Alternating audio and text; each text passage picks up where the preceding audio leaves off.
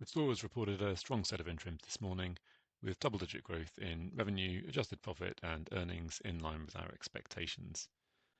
Our note looks at the results themselves, as well as recent M&A, progress towards the 20% operating margin target, and what we believe is a compelling valuation.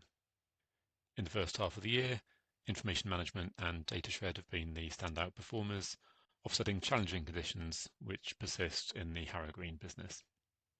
These charts highlight the recent step up in M&A activity.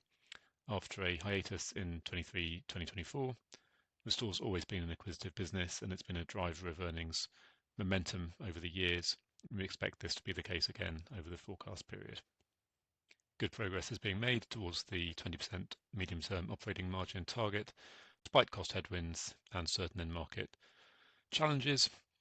On our forecasts, operating margins are going to increase to 19% by FY 2027, but we believe this could prove to be prudent, and management say they remain on track to their 20% medium-term. And finally, we highlight the attractions of a P rating of just 12.5 times compared to Restore's long-run average of 16.5 times, and we reiterate our £4 fair value estimate.